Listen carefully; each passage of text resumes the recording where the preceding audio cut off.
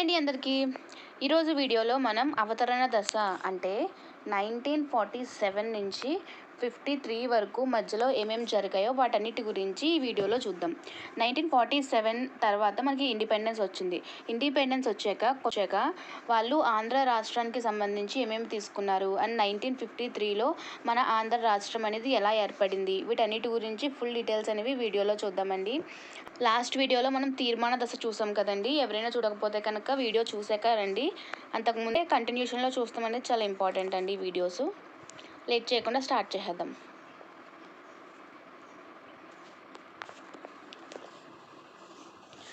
ఆంధ్రోద్యమం.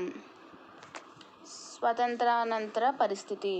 తాత్కాలిక ప్రధానమంత్రి గారు ఉన్న జవహర్లాల్ నెహ్రూ 1947 నవంబర్ 27న భాషా ప్రయుక్త రాష్ట్ర సూత్రంను తాత్కాలిక ప్రభుత్వం ఆమోదించింది అండ్ ప్రత్యేక ఆంధ్ర రాష్ట్ర కోరిక సమంజసమైందని, నూతన రాజ్యాంగంలో దీనిని ఆమోదించవచ్చని ప్రకటిస్తూ దీని ఏర్పాటు గురించి 1948లో నెహ్రూ దార్ కమిషన్ని వేశాడు.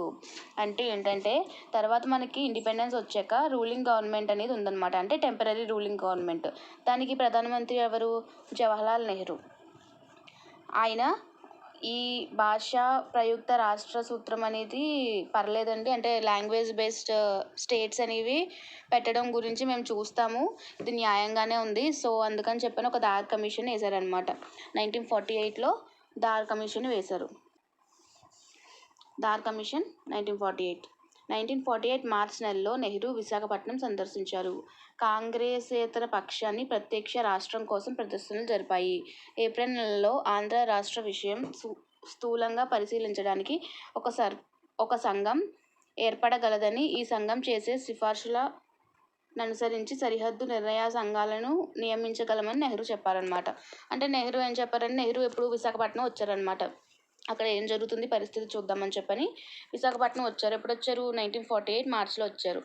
వచ్చాక అక్కడ అన్నీ చూసి, అక్కడ ప్రత్యేక రాష్ట్రం కావాలని పోరాటం చేయడం అవన్నీ చూసి ఒక సంఘాన్ని నేను ఏర్పాటు చేస్తాను, ఒక కమిషన్ వేస్తాను, అవి ఇచ్చిన సిఫార్సులు బట్టి నిర్ణయం అనేది తీసుకుంటాము అని అయితే చెప్పారనమాట.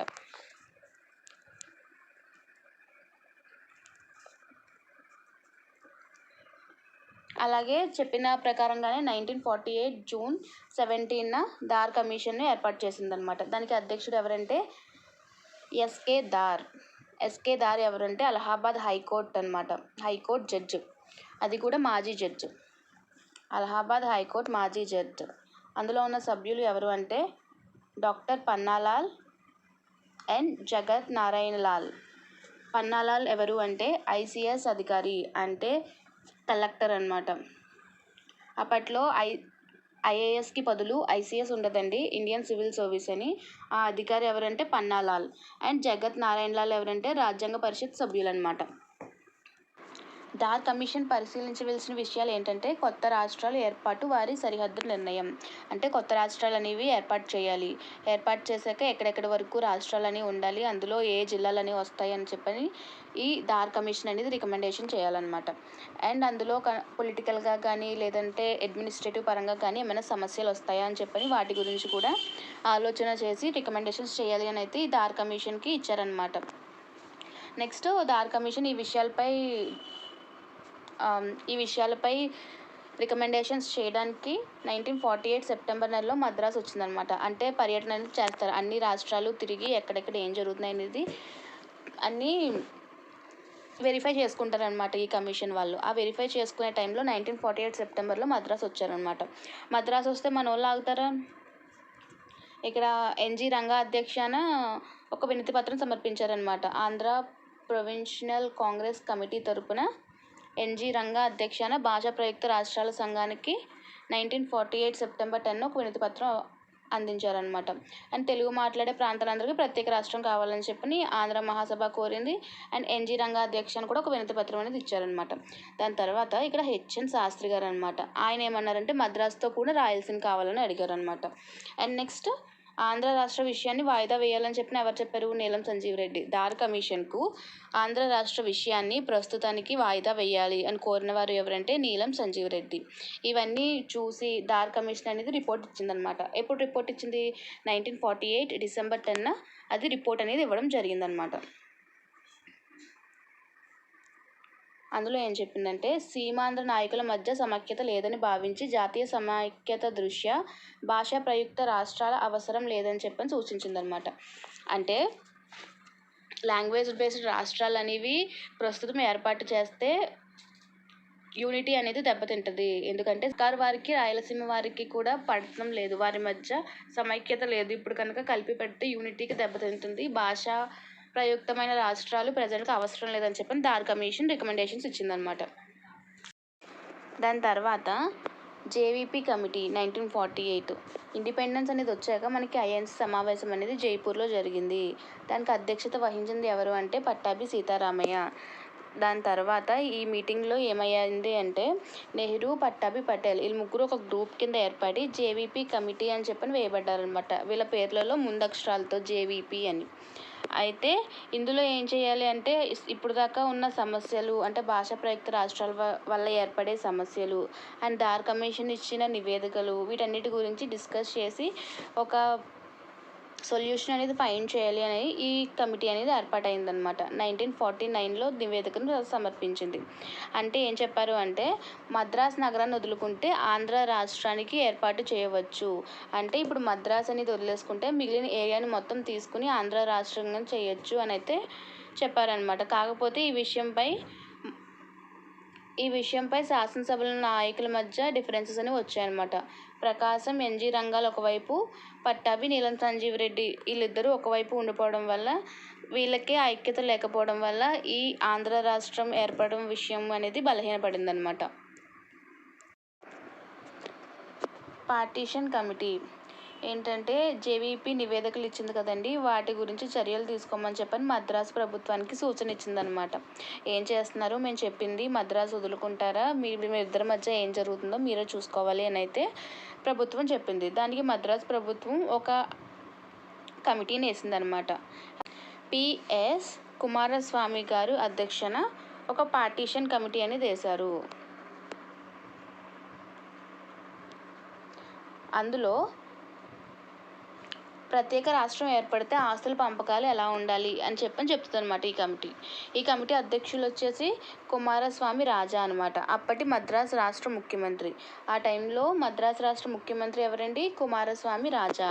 ఆయన అధ్యక్షన ఒక కమిటీ అనేది వేశారు. దేనికి, ఒకవేళ ఆంధ్ర రాష్ట్రం ఏర్పడితే ఆస్తుల పంపకాల గురించి చూడాలి, ఏమేమి ఎవరెవరికి రావాలి అని చెప్పని వాటి గురించి ఒక కమిటీని వేస్తే ఆ కమిటీలో సీమాంధ్ర సభ్యులు ఎవరు, టంగుటూరి ప్రకాశం గారు, కళా వెంకట్రావు, బెజవాడ గోపాలరెడ్డి, నీలం సంజీవ్ రెడ్డి. తమిళ సభ్యులు ఎవరున్నారంటే టిటి కృష్ణమాచారి, భక్తవత్సలం, మాధవ మీనన్. ఇవి ఇలా కోడ్స్ బట్టి గుర్తుపెట్టుకోవాలండి. ఈ కుమారస్వామి రాజా అధ్యక్షన వేసిన కమిటీలో సీమాంధ్ర సభ్యులు ఎవరు, తమిళ సభ్యులు ఎవరు అని అడిగే ఛాన్స్ ఉంది. ఇక్కడ నేను తమిళ సభ్యులకు కృష్ణ భక్త మాధవ అని గుర్తుపెట్టుకున్నాను. అండ్ ఈ కమిటీని బళ్ళారిలోని 6 తాలూకా పాలనా సంబంధమైన ఏర్పాట్లు, స్థితిగతుల గురించి ఈ సంఘాన్ని నివేదిక ఇమ్మని చెప్పని కోరారనమాట. అండ్ అలాగే ప్రకాశం పంతులు ఏం చేశారంటే, ఆయన విడిగా ఒక నివేదికను సమర్పించారు. అంటే ప్రకాశం పంతులు నివేదిక ఒకటి ఉంది అండ్ ఈ కమిటీ ఇచ్చిన నివేదిక ఒకటి ఉందన్నమాట. ఇలా వచ్చిన నివేదికలో ఏమనుకున్నారు అంటే, కొత్త ఆంధ్ర రాష్ట్రం అనేది రాజ్యాంగం అమలులోకి వచ్చిన రోజు 1950 Jan 26న ఏర్పడాలి అని చెప్పని అనుకున్నారు. మళ్ళీ ఏమనుకున్నారు, అది చాలా త్వరగా అయిపోతుంది, సో అంత తక్కువ టైంలో అవ్వదని చెప్పని మళ్ళీ 1950 ఏప్రిల్లో కొత్త రాష్ట్రం ఏర్పడాలి అని చెప్పని అనుకున్నాక ఇది భారత ప్రభుత్వానికి అందజేస్తే భారత ప్రభుత్వం ఏం చెప్పిందంటే, అందరూ ఆమోదించలేదు, ఇది ఏకగ్రీవంగా ఆమోదించిన నివేదిక అయితే కాదు, ఎందుకంటే ప్రకాశం పంతులు విడిగా నివేదిక ఇచ్చారు, సో ఇందులో మీ మధ్యలోనే మీకు డిఫరెన్సెస్ ఉన్నాయి, ఏకగ్రీవంగా ఒక మాట మీద లేరు, కాబట్టి ఈ విషయాన్ని తర్వాత చూద్దామని చెప్పని మొత్తం విషయాన్ని వాయిదా వేసేసిందనమాట. దాని తర్వాత ఆంధ్ర కాంగ్రెస్ పార్టీకి జరిగిన ఎన్నికల్లో పట్టాభి, నీలం సంజీవ్ రెడ్డి వీళ్ళిద్దరూ ఒక టీం కింద ఉన్నారు అండ్ ప్రకాశం పంతులు, ఎన్జీ రంగాలు ఒక టీం కింద ఉన్నారనమాట. అయితే సంజీవ్ రెడ్డి ఎన్ని రంగా వాళ్ళు 5 ఓట్ మెజారిటీతో గెలుపొందారనమాట. వాళ్ళు గెలిచారని చెప్పని బయటకు వచ్చేసారనమాట. కాంగ్రెస్ నుంచి బయటకు వచ్చేసి కొత్త పార్టీని ఏర్పాటు చేశారు. ఏంటది? కిసాన్ మజ్దూర్ యునైటెడ్ డెమోక్రటిక్ ఫ్రంట్ని ఏర్పాటు చేశారనమాట. Kisan Mazdoor United democratic front ఎవరు ఏర్పాటు చేశారు? Prakasam Pantulu and NG Ranga. ఇక్కడ గొల్లపూడి సీతారామశాస్త్రి గారు కూడా చాలా ఇంపార్టెంట్ అండి. మనకి పొట్టి శ్రీరాములు ఎంత ఇంపార్టెంటో ఈయన కూడా అంతే ఇంపార్టెంట్. ఎందుకంటే ఈయన కూడా నిరాహార దీక్షని చేశారు. ఎన్ని రోజులు చేశారంటే 35 డేస్ అనేవి ఈయన నిరాహార దీక్ష చేశారు. ఎప్పటి నుంచి అంటే 1951 ఆగస్ట్ 15 స్టార్ట్ చేసి సెప్టెంబర్ 20 వరకు ఈయన నిరాహార దీక్ష చేశారనమాట. మొదటిసారిగా నిరాహార దీక్ష చేసింది ఎవరు అంటే గొల్లపూడి సీతారామశాస్త్రి గారు. ఈయన్ని స్వామి సీతారాం అని కూడా అంటారనమాట. స్వామి సీతారాం తన ఆమరణ నిరాహార దీక్షను 1951 ఆగస్ట్ 15 తేదీన ప్రారంభించారు. ఆగస్టు 2 తేదీలోపు ఆంధ్ర రాష్ట్రం ఏర్పడాలి. మద్రాసు నగర భవిత్వం ఆ తర్వాత 3 ఏళ్లలోపు నిర్ణయించాలని, అంతవరకు ఆ నగరంపై అధికారాలని ఆంధ్రులకి కానీ తమిళులకు కానీ కోరుకోకూడదని చెప్పని సీతారాం ప్రకటించారు. ఈ గాంధీ జయంతి లోపు ఆంధ్ర రాష్ట్రం ఏర్పడాలి. మద్రాసు గురించి తర్వాత చూద్దాం. 3 ఇయర్స్లో దాని యొక్క ఫ్యూచర్ ఏంటని చూద్దాం. అంతవరకు ఆంధ్రులకి తమిళులకి దానిపైన ఏ అధికారాలు ఉండకూడదని అయితే ఈయన కోరుకున్నారనమాట. అయితే ప్రత్యేక రాష్ట్రం గురించి నిరాహార దీక్ష చేయుట సమంజసం కాదని, తగు సమయంలో ఈ విషయాన్ని పరిశీలిస్తామని నెహ్రూ హామీని ఇచ్చి వినోబా భావేను పంపగా, వినోబా భావే కొల్లపూడి దీక్షను 1951 సెప్టెంబర్ 20న విరమింపచేశారు. గొల్లపూడి సీతారాం యొక్క దీక్షను ఎవరి వల్ల విరమించుకున్నారు అని అడిగితే ఆన్సర్ అనేది వినోబా భావే. నెహ్రూ గారు వినోబా భావేని పంపించి కొల్లపూడి దీక్షను విరమించుకునేలా చేశారనమాట. నెక్స్ట్, దీక్ష విరమించిన తర్వాత ఆంధ్ర రాష్ట్ర ఉద్యమంను సజీవంగా ఉంచడానికి తీవ్రంగా పోరాడుతూ వచ్చారు. ప్రభుత్వం ఎటువంటి స్పందన లేకపోవడంతో స్వామి సీతారాం భీమవరంలో 1952 జూన్ 4న ఒక సత్యాగ్రహ శిబిరాన్ని ప్రారంభించారు. 1952 జూన్ 4న ప్రారంభించారనమాట. ఎవరు ప్రారంభించారు? గొల్లపూడి సీతారాం. ఏ ఊర్లో? భీమవరంలో. నెక్స్ట్, కోస్లా కమిటీ దేనికి సంబంధించిందని అడగచ్చు. మొదటిసారి ఆంధ్ర రాష్ట్ర నిర్మాణానికి వ్యతిరేక అయిన రాజగోపాలాచారి ఆంధ్రుల ప్రయోజనాలు భంగకరమైన కృష్ణా పెన్నా ప్రాజెక్టును మద్రాసు నగరానికి మంచినీరు కోసం చేపట్టాడు. రాజగోపాలాచారి ఆంధ్ర రాష్ట్రానికి వ్యతిరేకంగా ఉన్నాడు కదండి. అందుకని ఏం చేశాడంటే ఆంధ్రాకి రావాల్సిన కృష్ణా పెన్నా నీరుని మద్రాసు నగరానికి కోసం అని చెప్పని కృష్ణా పెన్నా ప్రాజెక్ట్ని తీసుకొచ్చారనమాట. ఆ ప్రాజెక్ట్ ఆంధ్రులకు వ్యతిరేకంగా ఉందని చెప్పని వాళ్ళు పోరాటాలు అనేది చేయడం స్టార్ట్ చేశారనమాట. అందుకని చెప్పిన టైంలో నెహ్రూ 1951లో కోస్లా కమిటీ నియమించాడు. అంటే ఏంటి? వీటికి సంబంధించి ఈ కృష్ణా పెన్నా ప్రాజెక్ట్ అనేది ఉపయోగకరమైన కాదా, గొడవలు ఏమైనా వస్తాయా అని చెప్పిన ఒక విధంగా ఇంటర్ వాటర్ డిస్ప్యూట్ అనమాట. కోస్లా కమిటీ తీసుకొస్తే కోస్లా కమిటీ మెయిన్లీ దేనికి సంబంధించిందండి? కృష్ణా పెన్నా ప్రాజెక్ట్ గురించి మొత్తం డీటెయిల్గా చూస్తాం కోసం అని చెప్పని వేసింది ఎవరంటే నెహ్రూ గారు. ఈ కమిటీ కృష్ణా పెన్నా ప్రాజెక్టుకు వ్యతిరేకించి ఆంధ్ర ప్రాంతానికి లాభదాయకమైన నాగార్జున సాగర్ ప్రాజెక్టును చేపట్టాలని సిఫార్సు చేసింది. అంటే ఈ ప్రాజెక్ట్ కన్నా నాగార్జున సాగర్ ప్రాజెక్ట్ చేస్తే బెటర్గా ఉంటుంది, అంటే మంచి జరుగుతుంది నాగార్జున ప్రాజెక్ట్ ద్వారా అని చెప్పని రికమెండ్ చేసిందనమాట. నెక్స్ట్, పొట్టి శ్రీరాములు. ఈయన అందరికీ తెలిసిందే కదండి. ఈయన వల్లే మనకి ఆంధ్ర రాష్ట్రం ఏర్పడింది అనేది చెప్పచ్చు. పొట్టి శ్రీరాములు ఆత్మార్పణ.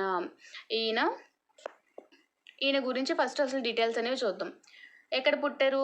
మద్రాసు నగరంలో పుట్టారు. 1901 మార్చ్ 16 ఆర్యవైశ్య కుటుంబంలో మద్రాసులో జన్మించారు. వీరి పూర్వీకుల గ్రామం వచ్చేసి నెల్లూరు జిల్లాలోని గాజుల దిన్నె.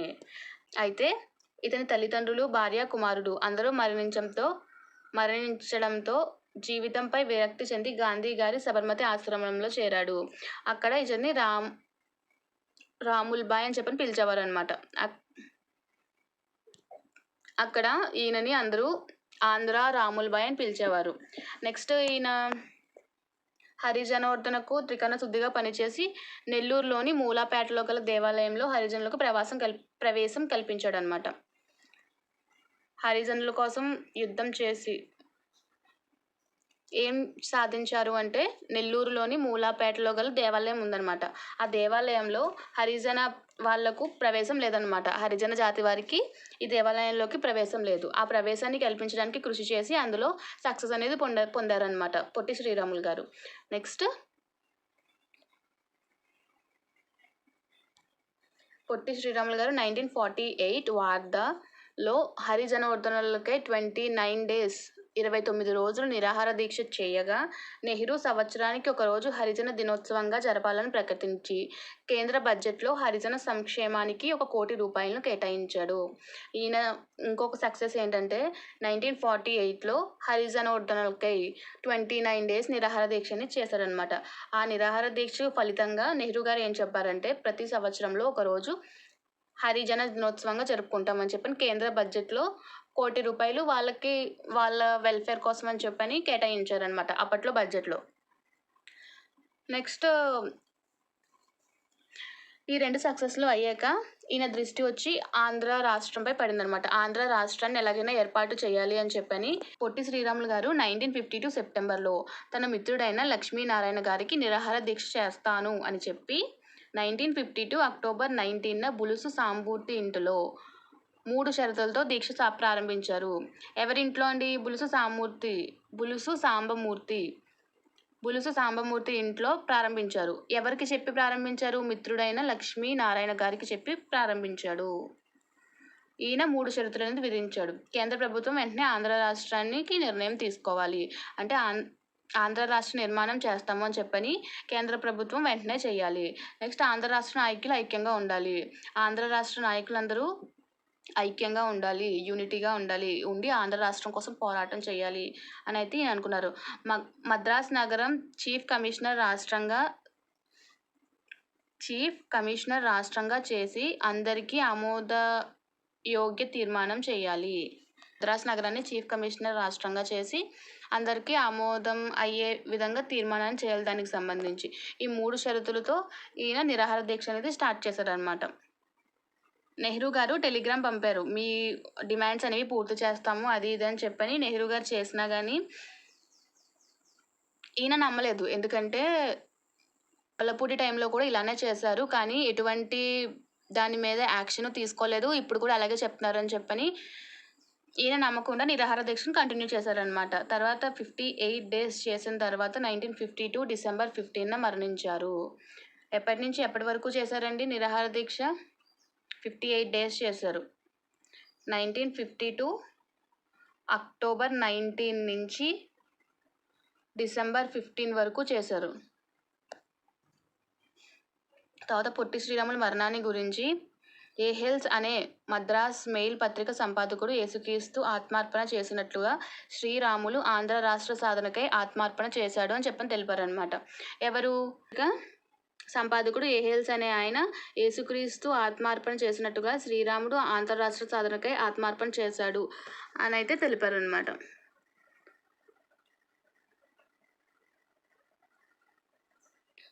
తర్వాత పొట్టి శ్రీరాములు మరణం తర్వాత ఆంధ్రదేశంలో కల్లోల వాతావరణం అనేది ఏర్పడిందనమాట. దీనికి నిరసనగా శాసనసభ్యుడు తెన్నేటి విశ్వనాథం, శాసనమండలి సభ్యుడు సీతారామయ్య ఆందోళన ఆకాంక్షల పట్ల కేంద్ర మద్రాసు ప్రభుత్వాల నిర్లక్ష్య వైఖరి కారణంగా రాజీనామా చేశారు.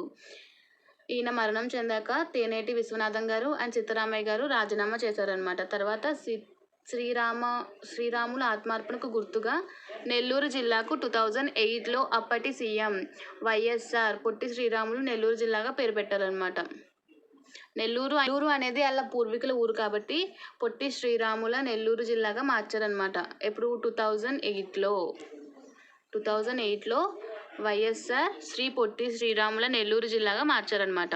నెక్స్ట్ శ్రీరాముల మరణంతో ఆంధ్ర రాష్ట్రం అట్టుగిడికి పోగా అనకాపల్లిలో జరిగిన పోలీస్ కాల్పుల్లో 7 మరణించగా తీవ్రతను గమనించిన నెహ్రూ మద్రాస్ నగరం మినహా ఆంధ్రరాష్ట్ర ఇవ్వబడునని 1952 డిసెంబర్ 19 పార్లమెంట్లో ప్రకటన చేశాడు. గొడవలు అనేవి జరిగాయండి. మొత్తం ఒక అల్లోకల్లోలమైన వాతావరణం అనేది ఏర్పడింది ఆంధ్రంలోని. ఆ ఏర్పడగా ఏమైందంటే అనకాపల్లిలో ఒక పోలీసు కాల్పులు అనేది జరిగాయనమాట. అక్కడ గొడవలు అయ్యి చేస్తుంటే పోలీసులు కాల్పులు చేశారు. చేశాక 7 మంది చనిపోయారనమాట. చనిపోయాక గొడవలు అనేవి ఎక్కువైపోతున్నాయి, మనం తగ్గించాలంటే దీనికి ఆంధ్ర రాష్ట్రం ఇవ్వడమే ఒక సొల్యూషన్ అని చెప్పని నెహ్రూ గారు అప్పట్లో ఆంధ్ర రాష్ట్రాన్ని ఇవ్వడానికి అంగీకరించారనమాట. ఇప్పుడు 1952 డిసెంబర్ 19 పార్లమెంట్లో ప్రకటన చేసి ఆంధ్ర రాష్ట్రాన్ని ఇస్తాను అని అయితే చెప్పారనమాట. కాకపోతే మద్రాస్ నగరం మాత్రం ఇవ్వము అని అయితే చెప్పారు. ఓన్లీ ఆంధ్ర రాష్ట్రం మాత్రమే ఇస్తాము, మద్రాస్ నగరాన్ని మద్రాసులోనే ఉండాలి అని అయితే చెప్పారనమాట. దానికి సంబంధించి ఒక కమిటీని వేశారనమాట. ఏం కమిటీ అది? కైలాసనాథ్ వాంచు కమిటీ. ఎప్పుడు వేశారు? 1953 ఫిబ్రవరి 1953న కైలాసనాథ్ వాంచా కమిషన్ అనేది వేశారనమాట. ఆంధ్ర రాష్ట్ర ఏర్పాటు విషయానికై 1953 ఫిబ్రవరి 7న కైలాసనాథ్ వాంచా కమిటీ ఏకసభ్య కమిషన్ నియమించబడింది. ఈ కైలాసనాథ్ అనేవారు ఎవరు అంటే కనుక రాజస్థాన్ హైకోర్టు ప్రధాన న్యాయమూర్తి అనమాట. రాజస్థాన్ హైకోర్టు ప్రధాన న్యాయమూర్తి. ఆయన రిపోర్టు 1953 మార్చ్ 23న సమర్పించడం జరిగింది. నెక్స్ట్ ఆ నివేదికలో ఎటువంటి అంశాలు ఉన్నాయని చూద్దాం. 1953 మార్చ్ 25న ప్రకటన చేశారనమాట. ఏమని చేశారు అంటే 1953 అక్టోబర్ 1న నిర్వివాద ప్రాంతాలతో ఆంధ్ర రాష్ట్రం ఏర్పడుతుంది. ఎప్పుడు? అక్టోబర్ 1, 1953లో ఏర్పడుతుంది అని చెప్పారు. రాజధాని మాత్రం మద్రాసులో అయితే ఉంచే సమస్య లేదు, ఆంధ్ర ప్రాంతంలో ఎక్కడ కావాలో అక్కడ శాసనసభ్యులే నిర్ణయించుకోవాలి అని స్పష్టం చేశారనమాట. నెక్స్ట్ ఆంధ్ర రాష్ట్ర తాత్కాలిక రాజధాని ఆంధ్ర ప్రాంతంలో ఉంటుంది, కానీ కొన్ని కార్యాలయాలు మద్రాసు నగరంలోనే కొంతకాలం పాటు కొనసాగించవచ్చు. అంటే వెంటనే చేయడం అవ్వదు కాబట్టి కొన్ని కార్యాలయాలు మద్రాసులో ఉండి అడ్మినిస్ట్రేషన్ కంటిన్యూ చేయొచ్చు అని అయితే చెప్పారనమాట. ఆంధ్ర రాజధాని ఎప్పటిలోపు నిర్ణయం తీసుకోవాలి? 1953 జూలై 1 లోపు రాజధాని ఎక్కడ ఉంటుందనేది నిర్ణయం తీసుకోవాలన్నమాట.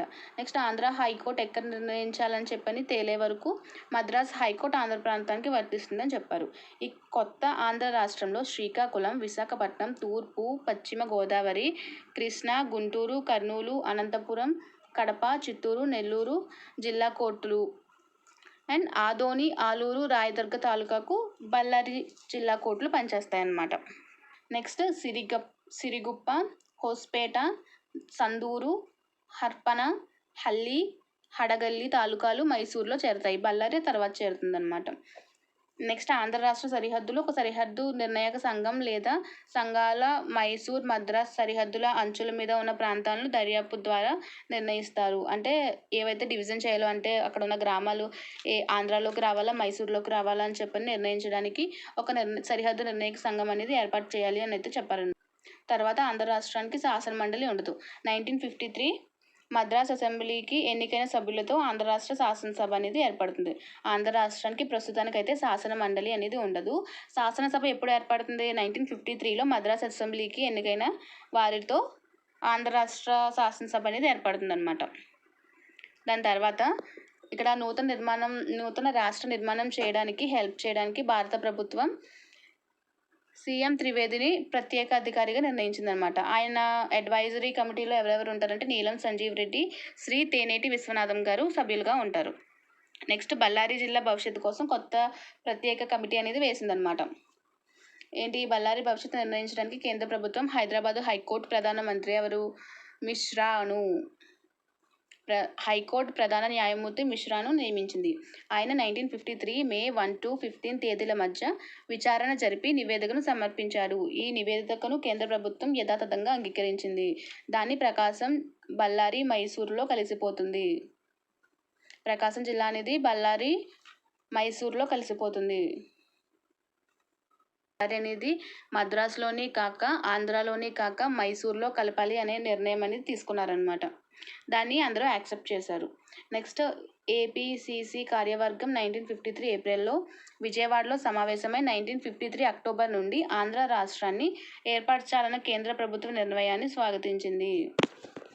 సో అందరూ ప్రస్తుతానికి అయితే యాక్సెప్ట్ చేస్తారనమాట. అండ్ ఇప్పుడు రాజధాని గురించి చూద్దాం. రాజధాని ఎక్కడ ఉండాలి, ఏముండాలి, దాని గురించి ఏం డిస్కషన్స్ జరిగాయి అని చెప్పని. ఆంధ్ర నుంచి ఎన్నికైన మద్రాస్ శాసన సభ్యులు 1953 జూన్లో రాజధాని స్థలాన్ని ఎంపిక చేయడానికి ప్రకాశం పంతుల అధ్యక్షతన సమావేశమయ్యారు. రాజధానిని ఎంపిక చేయడానికి 1953 జూన్లో ఎవరి అధ్యక్షతన సమావేశమయ్యారు అని అడగొచ్చు. ఇక్కడ వచ్చి టి ప్రకాశం పంతులు. అక్కడ కొంతమంది ఏం చెప్పారంటే చిత్తూరులో చేస్తే బాగుంటుందని చెప్పారు. చిత్తూరు అని చెప్పింది ఎవరు? ఎన్జి రంగా అప్పట్లో కృషి లోక్ పార్టీకి అండ్ ప్రజా సోషలిస్ట్ పార్టీకి సంబంధించిన వ్యక్తి అనమాట. ఎన్జి రంగా చిత్తూరులో ఉండాలని చెప్పని సూచించారు. అండ్ విజయవాడ ఆర్ గుంటూరులో ఉండాలని చెప్పింది ఎవరంటే పుచ్చలపల్లి సుందరయ్య. ఈయన కమ్యూనిస్టుల పార్టీకి సంబంధించిన వారు. నెక్స్ట్ ఆంధ్ర రాష్ట్ర రాజధాని ఓటింగ్ ద్వారా తీసుకోక 79 మెంబర్స్ అనేవాళ్ళు కర్నూలుకి వేశారు. అండ్ 53 మెంబర్స్ విజయవాడకి వేశారనమాట. ప్రకాశం పంతులు అసలు ఓటే వేయలేదంట. తర్వాత మరొక 6 సభ్యులు ఓటింగ్కి హాజరే కాలేదు. ఈ మెజారిటీ ఓట్లతో ఈ కర్నూలుని రాజధానిగా చేయాలి అని చెప్పని ఆమోదించుకున్నారు.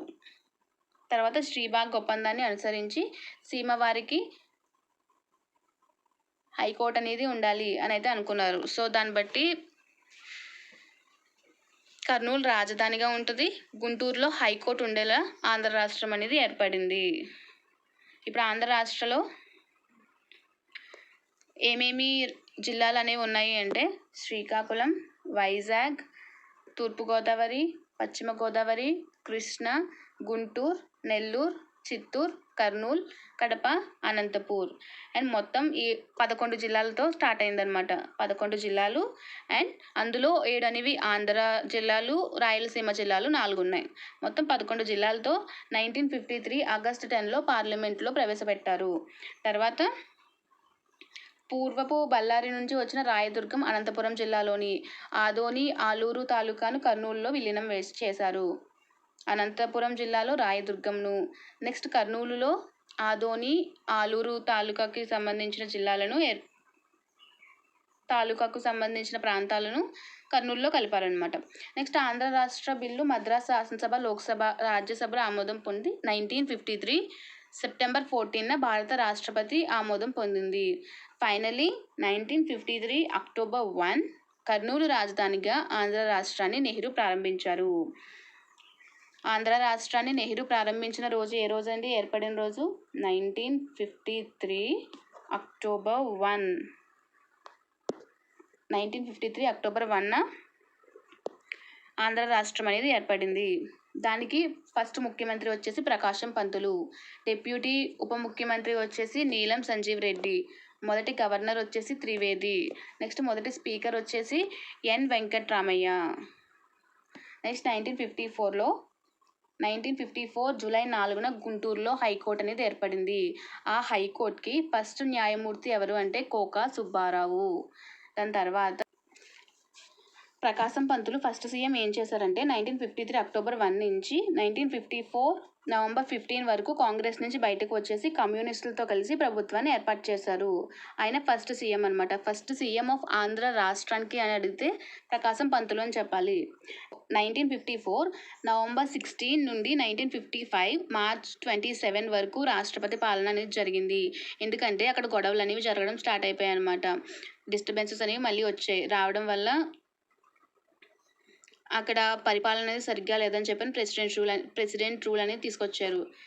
టంగుటూరి ప్రకాశం పంతులు అయిపోయాక 1954 నుంచి 55 వరకు ప్రెసిడెంట్ రూల్ అనేది నడిచింది. దాని తర్వాత మళ్ళీ బెజవాడ గోపాల్ రెడ్డి సీఎంగా ఉన్నారనమాట. దాని తర్వాత 1955 నుంచి 56 వరకు బెజవాడ గోపాల్ రెడ్డి సీఎంగా ఉన్నారు. అండ్ లాస్ట్ సీఎం కూడా ఈయన అనమాట. దాని తర్వాత 1956లో ఆంధ్రప్రదేశ్ అనేది ఏర్పడుతుంది తెలంగాణతో కలిసి. అదే మనం యూనిట్ 5లో చూద్దామండి. అండ్ చివరి స్పీకర్ వచ్చేసి లక్ష్మీ నరసింహ దొర. అండ్ స్వాతంత్రం సాధించిన తర్వాత ఏర్పడిన ప్రథమ భాష ప్రయుక్త రాష్ట్రం అనేది ఆంధ్ర రాష్ట్రం. లాంగ్వేజ్ బేస్డ్ స్టేట్ ఏమైనా ఏర్పడింది అంటే ఇండిపెండెన్స్ తర్వాత ఫస్ట్ వచ్చేసి ఆంధ్ర రాష్ట్రం. అది కూడా పొట్టి శ్రీరాముల దయ వల్ల మనకి ఆంధ్ర రాష్ట్రం అనేది ఏర్పడింది అనమాట. ఇందులో ముఖ్యంగా గుర్తుపెట్టుకోవాల్సింది ఫస్ట్ సీఎం ప్రకాశం పంతులు, దాని తర్వాత ప్రెసిడెంట్ రూల్ జరిగింది. తర్వాత లాస్ట్ సీఎం వచ్చేసి బెజవాడ గోపాల్ రెడ్డి. ఇక్కడతో మనకి యూనిట్ 4 ఆంధ్ర రాష్ట్రం ఏర్పాటు అనేది జరిగిందనమాట. నెక్స్ట్ వీడియోలో తెలంగాణతో ఎలా కలిసాము, తెలంగాణ ఆంధ్ర అనేది కలిసి ఆంధ్రప్రదేశ్గా ఎలా ఏర్పడింది అనేది యూనిట్ 5 నెక్స్ట్ వచ్చే వీడియోస్లో చూద్దామండి. వీడియోని లైక్ చేయండి, ఛానల్ని సబ్స్క్రైబ్ చేసుకోండి. నెక్స్ట్ వీడియోలో మళ్ళీ కలుద్దామండి.